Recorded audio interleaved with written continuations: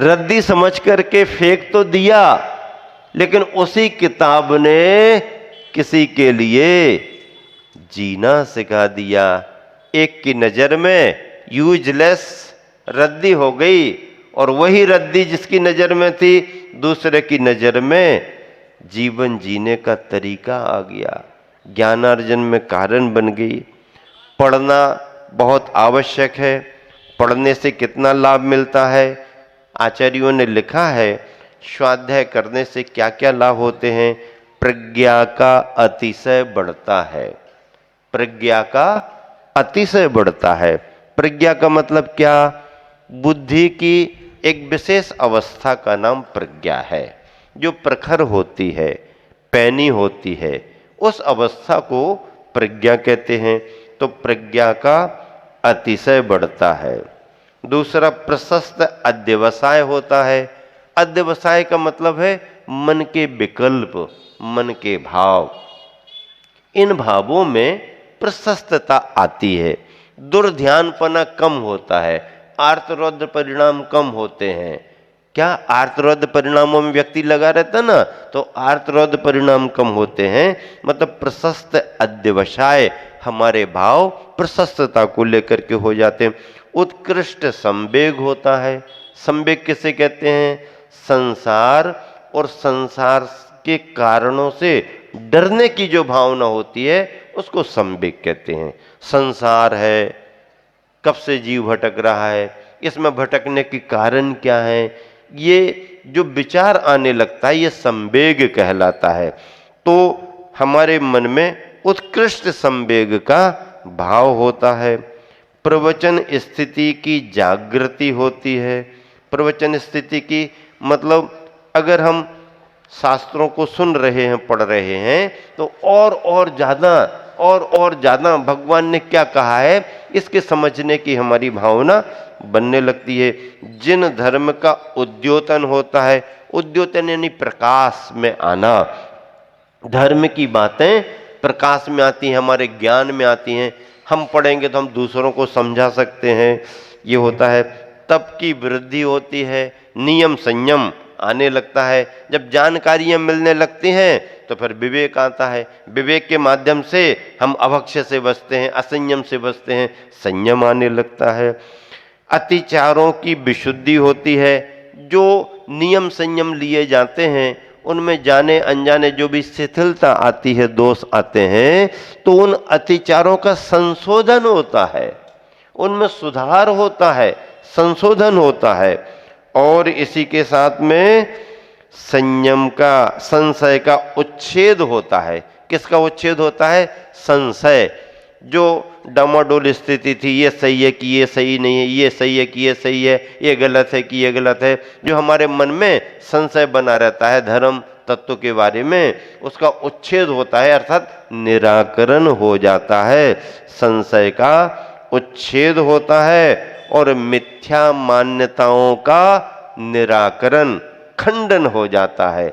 मिथ्या मान्यताओं का निराकरण होता है। ग्रंथों का स्वाध्याय करने से मिथ्या मान्यताओं का खंडन होता है और सम्यक मान्यताओं का मंडन, उसकी पुष्टि होती है। इस तरह से ग्रंथों के स्वाध्याय करने से ये विशेष लाभ होते हैं, ऐसा आचार्यों ने लिखा हुआ है। ऐसे ग्रंथों को निरंतर पढ़ते रहना चाहिए। अकेले भी पढ़ सकते हैं, अगर 2 जन मिल जाएं, 4 जन मिल जाएं, तो बैठ कर के चर्चा करने से और भी उसका अच्छा रिजल्ट आता है। पुराने समय में रात्रि काल में वचनकाएँ चलती थी मंदिर में। गांव के सभी लोग फ्री होकर के शाम को मंदिर में रात में बैठ कर के प्रथमानियों के ग्रंथों को पढ़ते थे और चर्चा करते थे। अब समय थोड़ा बदल गया है, टीवी का जमाना आ गया है, सीरियल पर सीरियल आ रहे हैं, और मार्केट भी पहले पुराने जमाने में बिजली आदि ना होने से शाम होते ही बाजार दुकानें बंद हो जाती थीं, गांव के लोग सब फ्री हो जाते थे। अब 8 और 9 बजे तो ऐसा लगता ही नहीं है कि मार्केट हुआ। मार्केट क्या, वो तो 10-11 बजे तक बाजार खुला रहता है।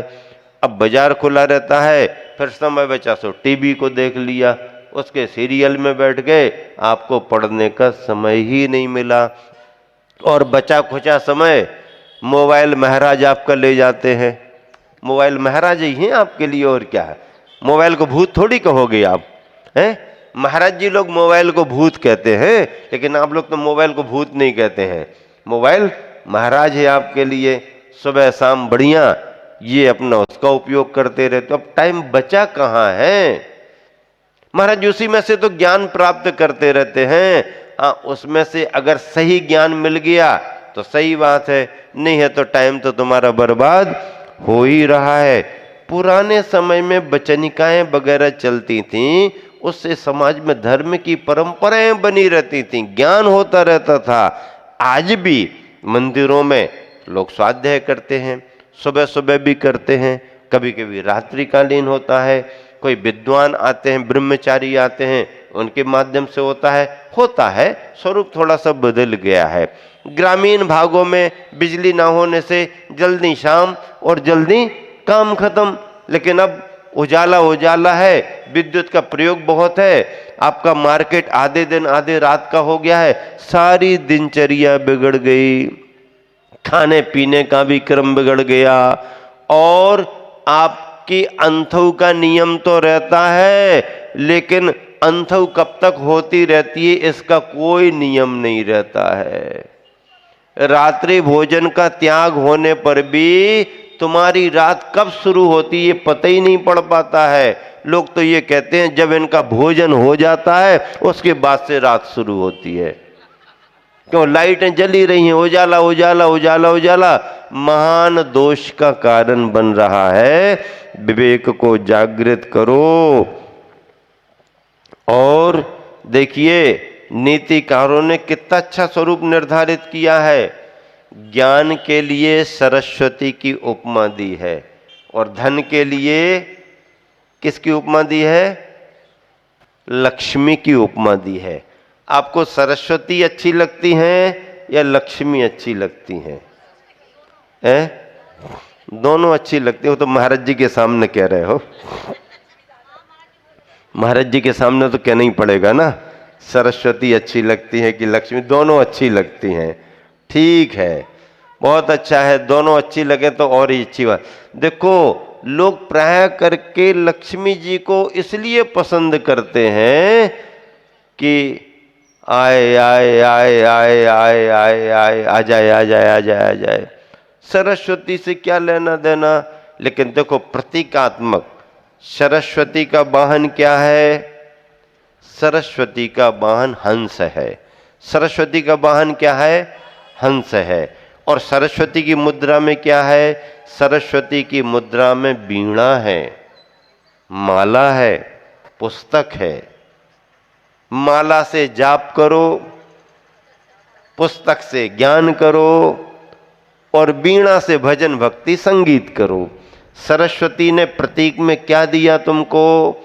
ज्ञान भी दिया, भक्ति भी दी तुम्हारे लिए, और ध्यान जाप भी दिया। ज्ञान भी दिया, ध्यान भी दिया, और भक्ति भी दी। ये किसने दी? ये सरस्वती ने दी। ज्ञान आपके लिए ध्यान भी दे रहा है, भक्ति भी दे रहा है, और अंतर ज्ञान भी दे रहा है। सरस्वती आपको ये सब कुछ देती है। लक्ष्मी किस पर आसीन है? लक्ष्मी का वाहन क्या है? उल्लू, उलूक। अब हंस पर अगर कोई बैठे तो हंस के समान विवेक जागृत होगा, और उल्लू पर अगर कोई बैठे तो उल्लू के समान जीवन बनेगा। उल्लू का जीवन कैसा है? जब सारे संसार को दिखता है तब उल्लू को दिखता नहीं, और जब सारे संसार को दिखना बंद हो जाता है तब उल्लू को दिखता है। आप दिन में किसी को देख नहीं सकते। क्यों? क्योंकि आप लक्ष्मी के आराधक हो, और लक्ष्मी के आराधक हो, लक्ष्मी लक्ष्मी लक्ष्मी, आपका ध्यान धन धन धन धन धन धन धन धन में गया, तो धन धन करते करते, धन धन करते करते और तुम्हारा निधन हो गया। धन धन धन धन धन धन, और झटका लगा सो क्या हो गया? निधन। आया गया भगवान जाने गया। धन में धन्य हो रहे हो आप, धन में धन्य मत हो, ध्यान में धन्य हो जाओ, ज्ञान में धन्य हो जाओ। ज्ञान की आराधना करो, धन्यता को प्राप्त करो। लक्ष्मी का वाहन उल्लूक बताया है, प्रकृति ने बताया है, नीतिकारों ने बताया है। अब अगर आपने धन धन की ही उपासना की तो आपको क्या मिलेगा? उल्लू मिलेगा। उल्लू मिलेगा तो उल्लू पर बैठते ही साथ आपको जब दिखना चाहिए तब दिखेगा नहीं। और भले आप जो है ना, धन के पीछे पड़ने के कारण उल्लू जैसा वाहन आपको मिल गया है, इसीलिए आपकी बुद्धि मति भी वैसी ही भ्रमित हो रही है। अब उल्लू हो कि नहीं ये तो पता नहीं, लेकिन आप सबको उल्लू का पट्ठा तो कहा ही जाता है। क्या कहा जाता है? अब उल्लू हो कि नहीं ये तो हमें पता नहीं है, लेकिन आप सबके लिए क्या कहा जाता है? क्या कहा जाता बताओ? कहा जाता कि नहीं? मैं अपनी तरफ से थोड़ी कह रहा हूं, जो आपके लिए नाम सुनिश्चित हुए उन्हीं की तो चर्चा कर रहा हूं। क्या कहा जाता है? आप कौन हो? लेकिन अच्छा नहीं लगता है कहना, कहना अच्छा नहीं लगता, सुनना भी अच्छा नहीं लगता, हम भी कहना नहीं चाहते हैं। ऐसे शब्द क्यों बोलो जो किसी को अच्छे ना लगे, लेकिन अब जब लिखे गए हैं तो उनकी चर्चा करना भी तो जायज है ना। अगर चर्चा ना की जाए तो उस तरफ ध्यान कैसे जाएगा? मतलब ये है, धन की उपयोगिता तो है, धन पाने के लिए पुरुषार्थ भी करो, गृहस्थ को धन की आवश्यकता भी है, लेकिन धन के पीछे इतने पागल मत हो कि धन धन में ही आपका जीवन समाप्त हो जाए। नहीं, ये सब साधन सामग्रियां हैं, इनका उपयोग सीमित ही हुआ करता है। गुरुवर आचार्य के पास एक विद्वान पहुंचा, बड़ा स्वाध्यायी था। कहने लगा, गुरुदेव मैंने बहुत स्वाध्याय कर लिया है, समय सार जैसा महान ग्रंथ मैंने, उसने कहा उस समय 70-80 बार पढ़ चुका होगा वो पंडित, पढ़ लिया है। अब मैं इसके लिए 108 बार पढ़ना चाहता हूँ, गुरुदेव मुझे आशीर्वाद दो ताकि हमारा नियम पूरा हो जाए।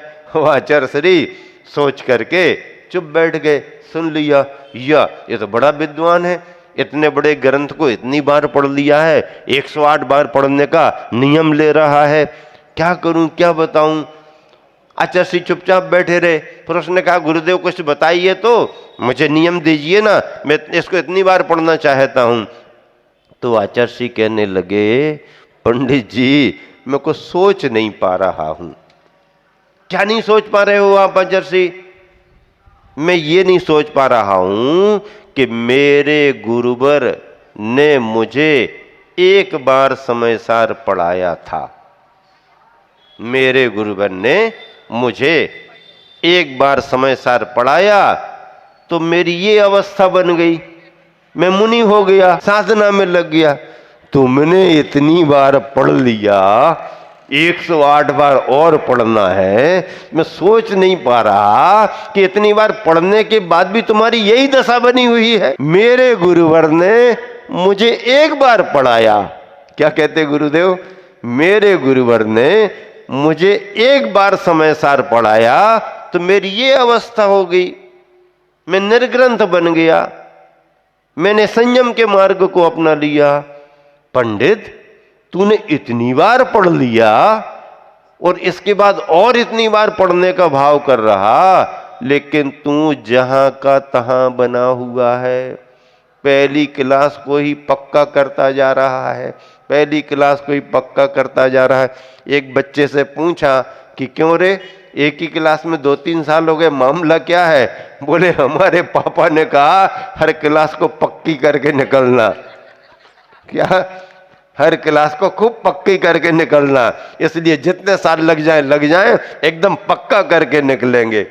अरे भाई ऐसा पक्का नहीं करो, 1 साल का कोर्स करो, आगे बढ़ जाओ, आगे बढ़ जाओ। कितना पक्का करते रहोगे? इतना पढ़ लिया उसके बाद भी असंयम नहीं गया। पढ़ने वाले भी बहुत मिलते हैं, लेकिन संयम नाम की चीज नहीं। व्यसन बुराइयों से बच नहीं रहे, अभक्ष अशुद्ध वस्तुओं से बच नहीं रहे, दिनचर्या नियमित नहीं है, खान पान में संयम नहीं है। मतलब क्या है? मतलब यह है कि जो नहीं पढ़ रहे हैं उनकी अपेक्षा पढ़ने वाला ठीक है, पढ़ना शुरू करो, कभी ना कभी परिवर्तन आएगा। लेकिन पढ़ते पढ़ते भी अगर परिवर्तन नहीं आ रहा तो पढ़ने वाले पर भी प्रश्न चिन्ह लग जाता है। इसलिए स्वाध्याय तो करो ही करो, और स्वाध्याय के साथ इसलिए स्वाध्याय करो कि जीवन में संयम आए। यथायोग्य अपनी भूमिका के अनुसार संयम को धारण करना ही चाहिए। बगैर संयम के जिंदगी बेकार है। स्वाध्याय अपने आप में मन की खुराक है, नई दिशा नई दशा को देता है। नई नई कल्पनाएं आती हैं और नई नई कल्पनाएं लाती हैं नए नए विचार। नई नई कल्पनाएं लाती हैं नए नए विचार। नए नए विचारों से मिलता है नया नया ज्ञान, और ज्ञान बनाता है हम सबको महान। संसार में ज्ञानी से बढ़कर के और कोई दूसरा नहीं है। आप चिंता करते हो धन की सुरक्षा के लिए, आप धन की सुरक्षा की चिंता करते हो, आप धन की सुरक्षा करते हो, लेकिन ज्ञान क्या है? ज्ञान धन की भी सुरक्षा करता है और जिसका धन है उस मालिक की भी सुरक्षा करता है। आप केवल धन की सुरक्षा करते हो, अगर आपके पास ज्ञान है तो वो तुम्हारा ज्ञान धन की भी सुरक्षा करेगा और धनवान की भी सुरक्षा करेगा। बड़े बड़े गुरु, बड़े बड़े आचार्य, बड़े बड़े विद्वान प्रारंभ में उसी अवस्था से आगे बढ़े हैं जो अवस्था आपकी है, लेकिन दृढ़ता, उनका लक्ष्य, उनका पुण्य, उनका भाग्य, ऐसा पुरुषार्थ उनका जगाया कि जिससे आज वह इस अवस्था में है। ऐसे चारों अनुयोगों के ग्रंथों को, जिनवानी को, धर्म के ग्रंथों को बहुत आदर के साथ, सम्मान के साथ पढ़ना चाहिए। ये बाहर के प्रतीक हैं, अंदर का खजाना ज्ञान का तो तुम्हारे अंदर है। 4 पंक्तियों को सुना करके विराम दे रहा हूं। कुछ लिख के सो, कुछ पढ़ के सो। कुछ लिख के सो, कुछ पढ़ के सो। जिस जगह जागा सवेरे, उस जगह से बढ़ के सो। कुछ लिख के सो, कुछ पढ़ के सो। जिस जगह जागा सवेरे, उस जगह से बढ़ के सो। एक सीढ़ी चढ़ के सो, एक सीढ़ी चढ़ के सो। ज्ञान की आराधना करो और संयम के मार्ग में आगे बढ़ो। इसी शुभ भावना के साथ विराम देता हूँ। महावीर भगवान की जय।